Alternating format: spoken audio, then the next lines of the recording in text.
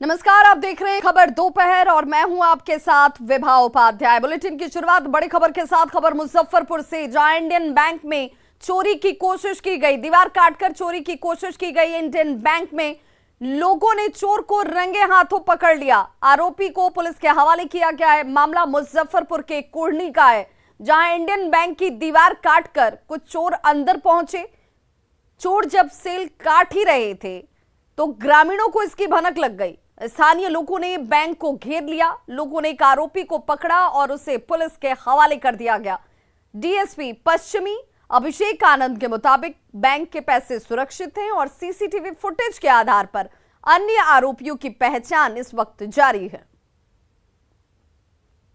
तो ये तस्वीर देखिए। इसमें मैटर ये है कि बैंक के पीछे के दीवार को तोड़ा गया है और छोटा सा एक उसको सेंधमारी की गई है और उसमें से अंदर आके बैंक के लॉकर को तोड़ने की कोशिश की गई, जिसमें वो बिल्कुल विफल रहे हैं और बैंक का कोई भी ऐसे फाइनेंशियल नुकसान नहीं हुआ है।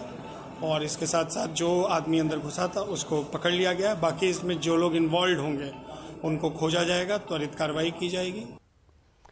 वहीं बड़ी खबर छपरा से, जमीन विवाद में खूनी संग्राम छपरा में देखने को मिला है। फायरिंग में 4 लोगों को गोली लग गई है। जमीन के विवाद में यह खूनी संग्राम, 4 लोगों को इस दौरान फायरिंग में गोली लग गई है। गोलीबारी में एक शख्स की मौत भी हो गई है। तस्वीरें आपके सामने। घटना के बाद एक वीडियो भी सोशल मीडिया पर देखिए वायरल हो रहा है, जिसमें कुछ लोग हथियार के साथ प्रदर्शन करते दिख रहे हैं। वीडियो में एक युवक हथियार के साथ हत्या की धमकी देता सुनाई और दिखाई दे रहा है। बताया जा रहा है कि इस घटना के बाद ही फायरिंग की घटना हुई, जिसमें एक व्यक्ति की मौत हो जाती है। वायरल वीडियो 10 जून का बताया जा रहा है। और बड़ी खबर झारखंड के लातेहार से, जहां बालूमाथ में फूड पॉइजनिंग के शिकार बच्चे हुए हैं, जिसमें पैकेट बंद चिप्स खाने के बाद 2 बच्चों की तबीयत खराब हो जाती है। 2 बच्चे बीमार हो जाते हैं। मेला घूमने के लिए ये बच्चे पहुंचे हुए थे, जिस दौरान दोनों बच्चे चिप्स खरीदते हैं और चिप्स खाने के बाद इन बच्चों की तबीयत बिगड़ जाती है। दोनों बच्चों का इलाज इस वक्त अस्पताल में जारी है।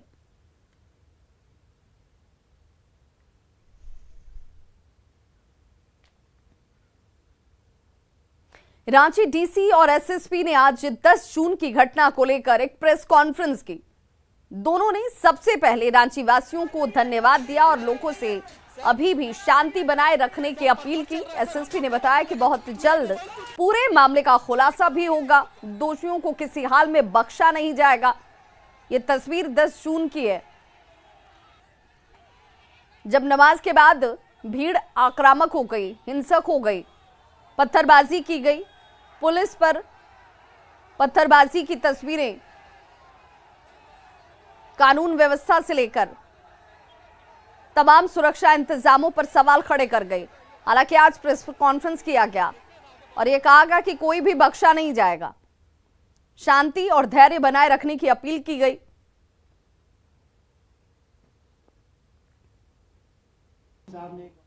यह है जिसमें Kotwali, lower Bazar, Hindpiri, daily market, Chutia and Doranda, ये 6 थाने के क्षेत्र में अभी भी सीआरपीसी के धारा 144 के अंतर्गत निषेधाज्ञा आदेश लागू रहेगा। परंतु दोपहर के 1 बजे से लेकर 5 बजे तक आज इन 6 थानों के जो भी निवासी हैं वो घर से बाहर निकलकर अपने आवश्यक सामग्री को क्रय कर सकते हैं, दुकान पे जा सकते हैं। बट बशर्ते कि उस दुकान पर कभी भी किसी भी स्थिति में 4 से ज़्यादा लोग एकत्रित ना हो। अगर 5 या 5 से ज़्यादा लोग एकत्रित होंगे तो उसको अनलॉफुल असेंबली माना जाएगा। और इस 6 थाना के अलावा बाकी सभी थाना, चाहे वो शहरी हो चाहे ग्रामीण क्षेत्र में, किसी भी तरह का कोई 144 धारा लागू नहीं किया गया है। और मैं सभी रांची वासियों को धन्यवाद देता हूं कि पिछले 1 दिन में जो इंटरनेट सेवा बहाल हुई, सस्पेंड किया गया और लोगों को असुविधा हुई, उसके बाद भी उन लोगों ने जिला प्रशासन को काफ़ी सहयोग दिया और शांति और अमन कायम किया। तो जिले में अभी 25 एफआईआर प्रतिबंधित हुए हैं। कुल मिला के 22 लोग जो है नामजद हैं और और जो है सैकड़ों अज्ञात पे केस हुआ है। इनफैक्ट इस पूरे मामले की जांच के लिए ऑलरेडी एक SIT फ्रेम किया गया है और वो SIT के साथ हमारा एनालिसिस विंग है, हमारा टेक्निकल विंग है। जो हमारे पास उपलब्ध साक्ष्य हैं, चाहे वो CCTV फुटेज का हो, चाहे वो ड्रोन कैमरा का हो, हमारा कंट्रोल रूम कैमरा की स्थिति हो, मीडिया बंधुओं से जो कुछ आए हैं हमारे पास वो हैं रिकॉर्ड, कुछ साइंटिफिक एविडेंस उठाए गए हैं, CID की तरफ से भी लगातार प्रयास किए जा रहे हैं। तो हम लोगों का काम इन्वेस्टिगेशन स्टार्ट हो गया है। सेम टाइम हम लोगों की सभी प्राथमिकता थी जिले में अमन चाल दुरुस्त करने के लिए। इस परिप्रेक्ष्य में पुलिस मुख्यालय के द्वारा रांची जिले में 3500 के ऊपर फोर्स दिए गए हैं। शराबबंदी कानून को लागू करने में ड्रोन पुलिस का एक बड़ा हथियार साबित हो रहा है। जहां आम लोगों और पुलिस की नजर नहीं पहुंच पाती, ड्रोन की नजर वहां तक पहुंच जाती है। तस्वीर आपके सामने है। ये तस्वीर गोपालगंज की है, जहां गंडक नदी के दियारा इलाके में पुलिस और उत्पाद विभाग की तरफ से संयुक्त सर्च ऑपरेशन चलाया गया। ड्रोन की मदद से शराब की इन भट्टियों की जानकारी होती है, जिसके बाद सर्च ऑपरेशन और इन भट्टियों को ध्वस्त किया गया है। नदी के किनारे पानी और रेत के बीच देखिए कैसे शराब के ड्रम को छिपाकर रखा गया था।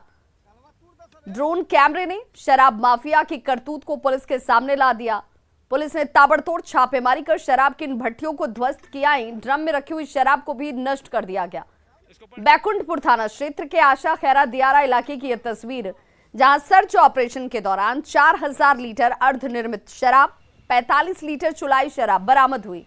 साथ ही 3000 लीटर गुड़ निर्मित शराब भी बरामद की गई, जिसे नष्ट कर दिया गया है। हालांकि सर्च ऑपरेशन की भनक लगते ही शराब तस्कर जो थे वो इस दियारा इलाके को छोड़कर फरार हो गए।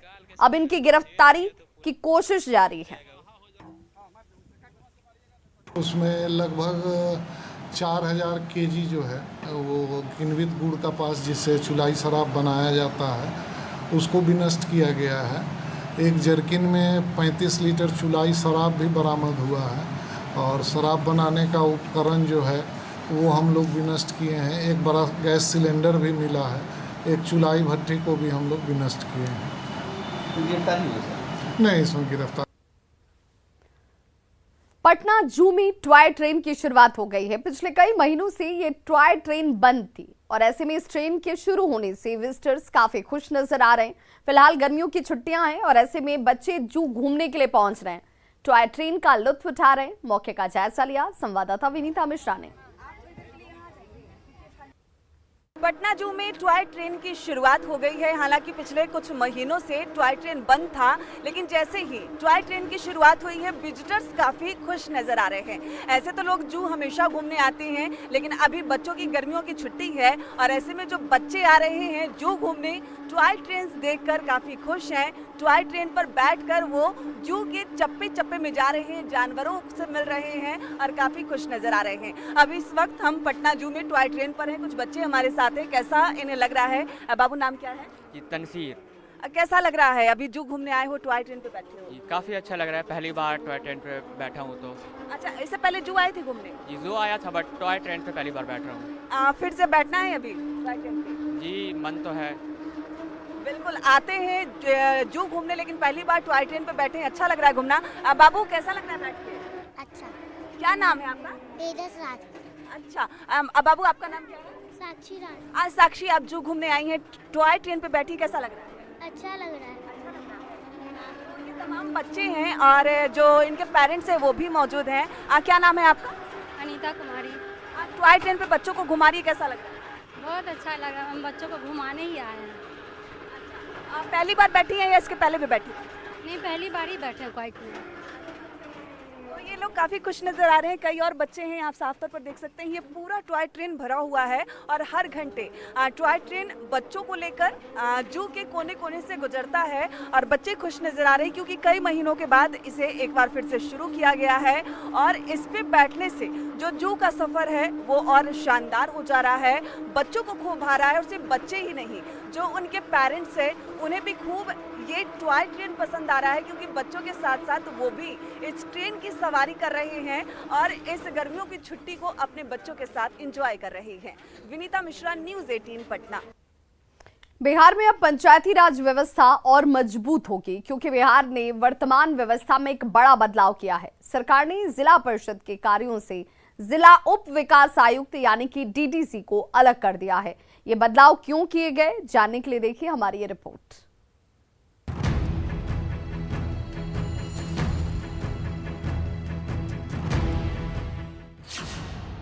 बिहार में पंचायती राज व्यवस्था और होगी मजबूत। जिला परिषद कार्य से अलग हुए डीडीसी, डीपीआरओ होंगे अपर मुख्य कार्यपालक पदाधिकारी। बिहार सरकार ने पंचायती राज व्यवस्था को और मजबूत करने के मकसद से अहम फैसला लिया है। सरकार ने उप विकास आयुक्त को जिला परिषद के कार्य से अलग कर दिया है। सरकार के इस फैसले से पंचायती राज व्यवस्था को मजबूती मिलने के अलावा विकास कार्यों को भी गति मिलेगी।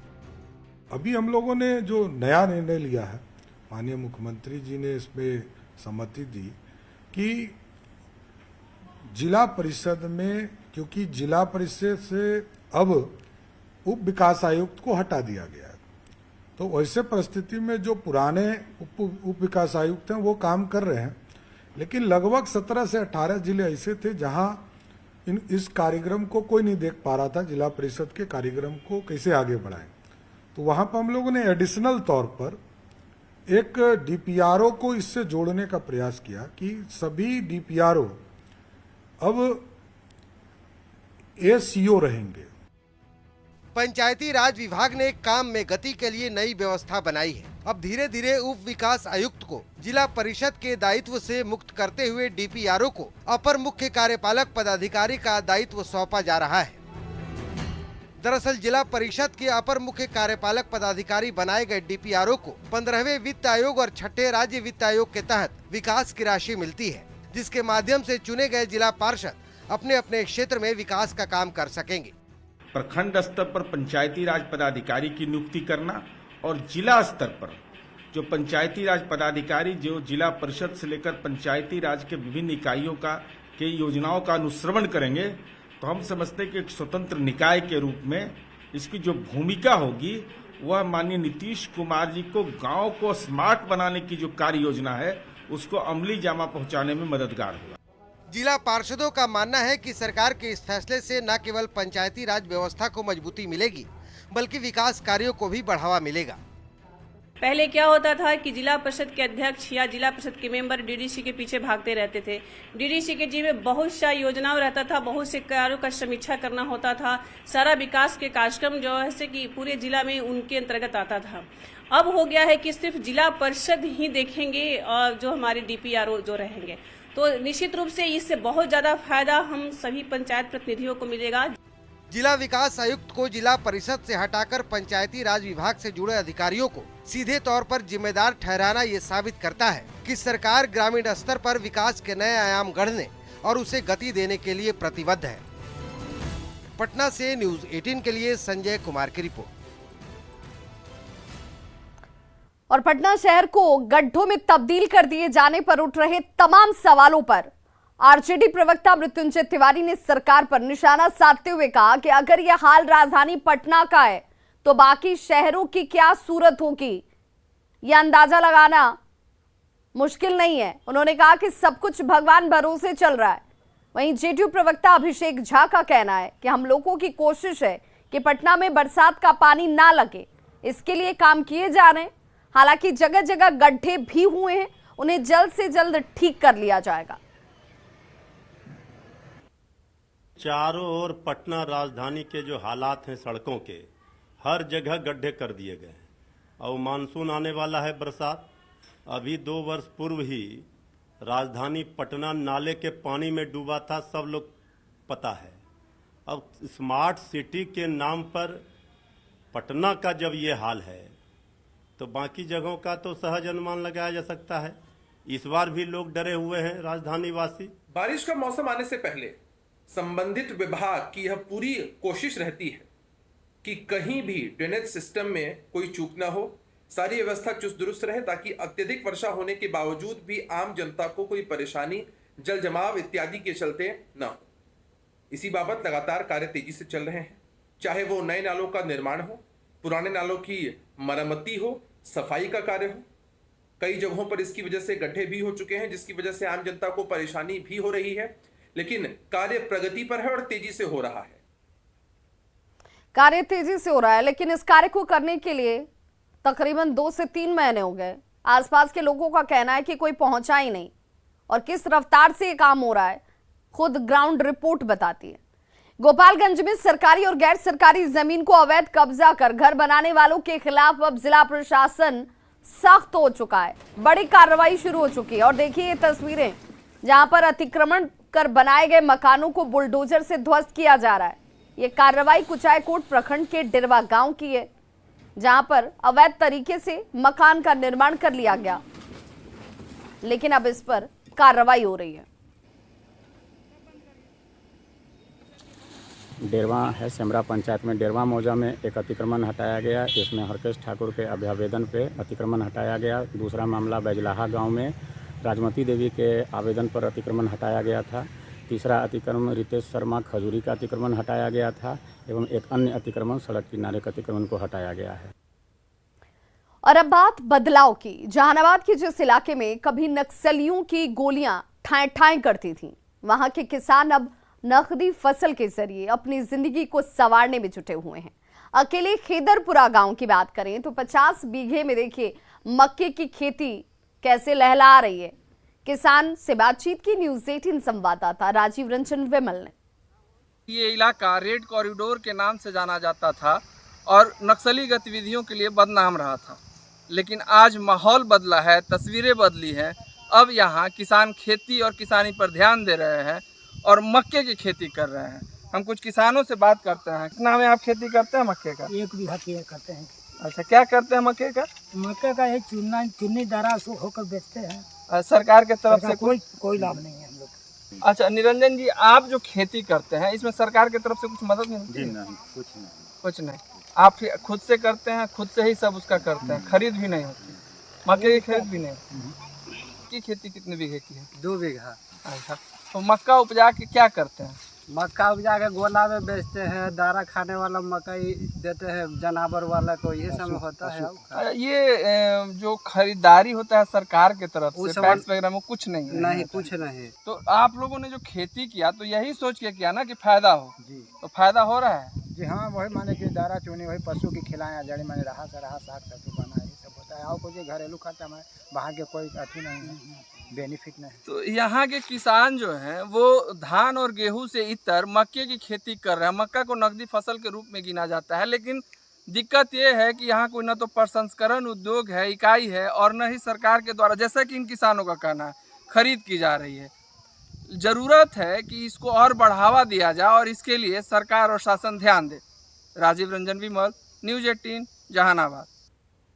तो न्यूज़ 18 इंडिया ने टीआरपी के ताजा आंकड़ों में आज तक को पीछे कर दिया है। खबरों की तेज रफ्तार, मुद्दों पर जबरदस्त पकड़ और देश के सबसे अनुभवी चेहरों की बदौलत न्यूज़ 18 इंडिया ने आज तक से बाजी मारी है। ब्रेकिंग न्यूज, ग्राउंड रिपोर्ट, मुद्दों पर बहस हो या फिर देश विदेश की खबरों का संतुलित आंकलन हो, न्यूज़ 18 इंडिया हर कसौटी पर खरा उतरा है। निष्पक्ष और सटीक खबरों का दूसरा नाम है न्यूज़ 18 इंडिया।